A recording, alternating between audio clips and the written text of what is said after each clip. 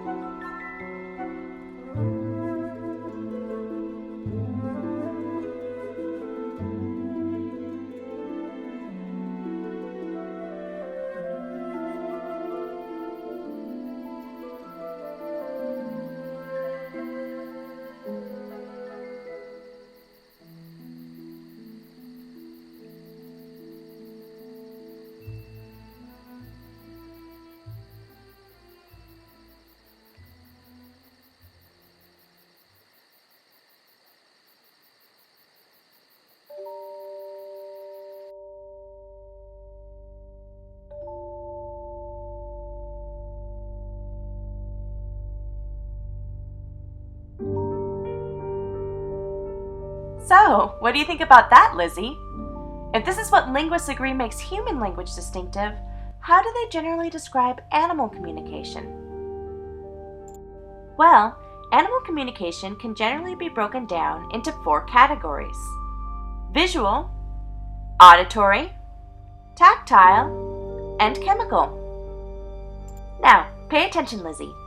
Taken all together, numerous examples of these forms of communication can be found everywhere in nature. Just a moment, Lizzie. Don't move too fast. Before we go on, here are some key points you should squirrel away for later.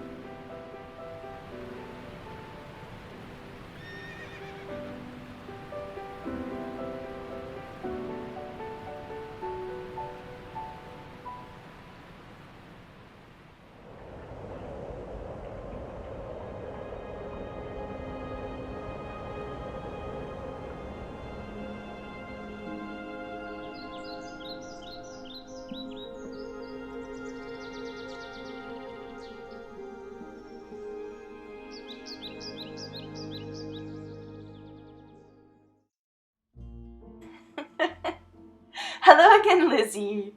Oh, do you want to play Chase the Stick? Do you want me to play Chase the Stick? Or destroy the stick, whatever comes first? Yeah, I think Lizzie wants to play Chase the Stick. From all that we have learned about animal and human communication, I think what soon becomes obvious is where the lines blur instead of where they are drawn between us. After all, we are none of us aliens here. We are all of us native speakers of Earth and are part of the natural web of life.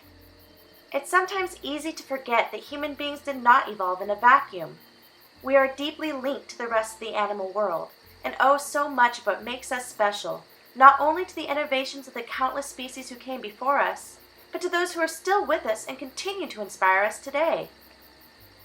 Let's look at some real-world examples of animal communication in the field and see if we can recognize it for what it is, a language in of itself, not human, but certainly not without value. Do you know what Moose finds sexy? This guy does. He's showing off his magnificent rack for the ladies. Sexual dysmorphism and sexual displays such as this are common forms of visual communication in the animal kingdom. There are almost as many forms of visual communication as there are animals to display them. Here you see a pair of brightly colored caterpillars, whose striking coat pattern sends a clear message to any potential predator. Don't eat me, I'm poisonous.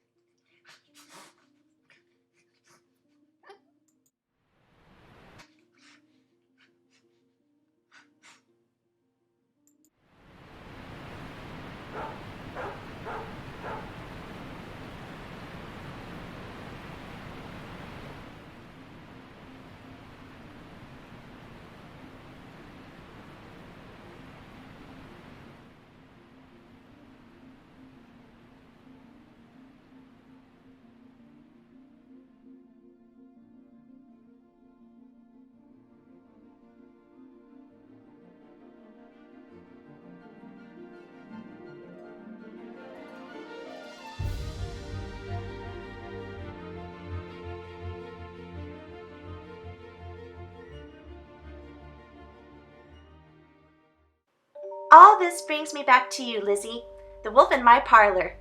I couldn't imagine life without a dog. They bring us all so much joy.